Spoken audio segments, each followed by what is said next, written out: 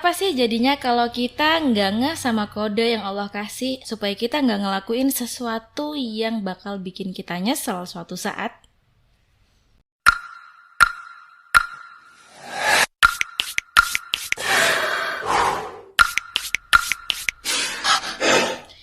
Assalamualaikum warahmatullahi wabarakatuh. Apa kabar teman-teman semuanya? Semoga selalu berada dalam lindungan Allah Ta'ala. Kalian pernah nggak mau ngelakuin sesuatu yang mengandung syubhat tapi kalian ragu? Jadi kalian mulai berpikir kalau itu bukan hal yang besar, kalau itu adalah hal yang wajar. Sadar nggak sih kalau itu tuh termasuk dari langkah-langkah setan?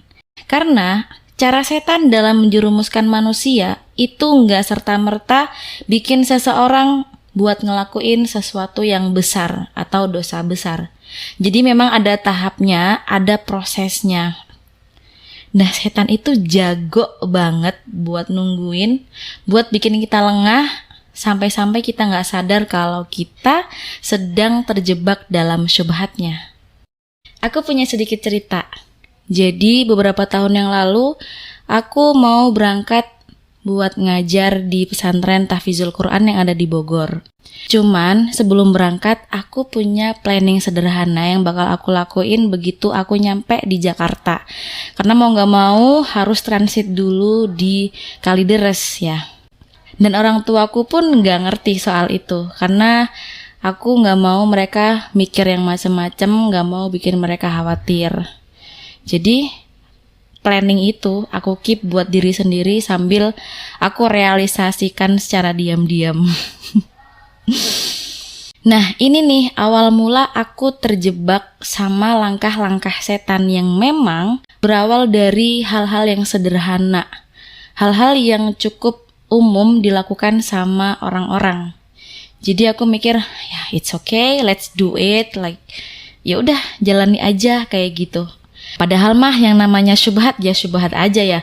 Mau gede, mau kecil, ya sama aja. Malah aku mikirnya waktu itu hal itu sebuah solusi yang padahal kalau aku nyari cara yang lain itu bisa aja. Ampun deh. Nah, aku itu berangkat dari Palembang naik bus. Ada kejadian yang cukup dramatis selama di perjalanan. Waktu itu kejadiannya sore, aku duduk di bangku nomor 5 di belakang sopir. Ya buat info aja sih walaupun gak penting. Jadi selayaknya manusia pada umumnya aku gabut dong ya. Terus aku ngeliat keluar jendela, set. Coba tebak apa yang kulihat? Iya, bocil-bocil itu lagi pada main lato-lato. Enggak. Waktu itu mah lato-lato belum naik daun ya kayak sekarang yang di mana-mana ada aja tek-tek bikin pusing. Jadi begitu aku ngeliat ke arah langit ada segerombol awan yang membentuk lafaz Allah. Yang gak gitu sempurna sih. Cuman ya kelihatan kecuali kalau matanya dipakein masker. Apa sih? Tapi jujur, di momen itu aku langsung kena emotional attack. Anak senja pasti ngerti lah ya. Kayak seakan-akan Allah tuh lagi ngerangkul kita, lagi pupukin kepalanya sambil bilang, "It's okay, ada Allah di sini." Jadi karena memang beberapa waktu sebelum aku berangkat ke Bogor, ada beberapa hal yang bikin aku cukup stres. Jadi makanya aku ngerasa ada yang nyuprot. Kok nyuprot sih? Apaan coba? Jadi aku ngerasa kayak disupport secara emosional kayak gitu. Ya, aku tahu pasti kalian mau skip kan video ini. Aku juga kayaknya bakal ngerasa malu deh kalau ini udah dirilis. Tapi ya udahlah ya, let's keep going. Kita udah bentar lagi nyampe kok ke inti dari video ini. Suddenly aku keinget lagi dong apa yang mau aku lakuin kalau aku udah nyampe di Jakarta. Yang tadinya aku ngerasa tenang, nyaman, tiba-tiba overthinking. Tiba-tiba ngerasa bersalah. Kayak dalam diriku tuh bilang, ngingetin, kalau kamu ngelakuin ini, tetap ngelakuin ini, bisa jadi suatu saat kamu bakal ngehadepin sesuatu yang besar. Entah itu kecewa ataupun kehilangan. We never know. Pokoknya apapun itu, aku ngerasa ini nggak tepat. Dan seandainya waktu itu aku ngikutin apa kata hatiku, mungkin segala sesuatunya akan jadi jauh lebih baik. Tapi ya udahlah ya, namanya juga hidup, life goes on. Dan aku menganggap bahwa itu salah satu pelajaran paling berharga buatku. Awalnya aku ngerasa aneh, tapi lama-kelamaan aku udah mulai terbiasa dan aku mulai ngerasa nyaman tuh. Mulai ngerasa seneng, happy, ngerasa pas, ngerasa tepat. Bahkan aku berani bilang kalau ya, this is where I belong. Dan seingatku, aku belum pernah deh sebahagia itu. Sampai suatu saat Allah turunkan ujian yang pada awalnya aku yang ngerasa biasa aja, yang namanya juga hidup, pasti Allah kasih ujian. Dan aku juga belum ngerti, nggak ngeh bakal kemana arah masalah ini.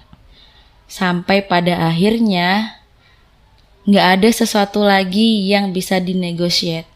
Everything messed up, berantakan, totally chaos, and I was like, oh, jadi ini yang selama ini dulu pernah bikin aku resah, bikin aku khawatir, bikin aku ragu buat melangkah. Ternyata ini, dan menimbulkan efek sebesar ini. Dulu siapin mantel kalau mau dengerin kelanjutannya. Bagi yang berjiwa lemah mending di skip aja. Kalau masih nonton, pokoknya aku udah ngingetin lo ya. Di saat aku ngerasa yakin kalau udah di tempat yang tepat, dan yakin kalau this is supposed to be mine and bla bla bla, terus tiba-tiba diambil secara paksa sampai aku ngerasa nggak punya apa-apa lagi buat ngerasa bahagia. Sampai separah itu. Alay sih memang. Kalau kalian mau muntah, muntah aja silahkan. Ternyata aku selama ini tuh tertipu, terjebak sama langkah-langkah setan. Padahal Allah kurang baik gimana lagi coba? Kan udah diingetin dari awal. Cuman masih aja ngeyel. Jadi yang pengen aku sampein ke teman-teman semua adalah, yuk mari kita mulai peka sama kode-kode yang Allah kasih. Karena kita nggak tahu seberapa besar efek yang akan ditimbulkan ketika kita ngelakuin suatu hal berdasarkan hawa nafsu dan mengabaikan tanda dari Allah. Karena wallahi hanya Allah yang maha tahu yang terbaik buat kita. Kalau bukan karena cintanya, mungkin kita udah tersesat sejauh-jauhnya, sedalam-dalamnya. Nauzubillah. Oke, segitu aja yang bisa aku share. Mudah-mudahan teman-teman bisa ngambil kebaikannya. Ada yang pernah bilang kalau pengalaman itu adalah guru yang terbaik. Tapi bukan berarti kita harus mengalami hal itu dulu, baru kita belajar. Kita bisa belajar dari pengalaman orang lain yang dengan harapan hal buruk tersebut nggak menimpa kita. Seperti yang sudah Allah sebutkan dalam firman-Nya, wala tattabi'u khutuwatis syaitan. Kita nggak boleh ngikutin langkah-langkah setan. Karena sekecil apapun di mata kita, bisa jadi suatu saat itu akan menjadi bumerang paling hebat buat membunuh kita. Oke, barakallahu fikum. Wassalamualaikum warahmatullahi wabarakatuh.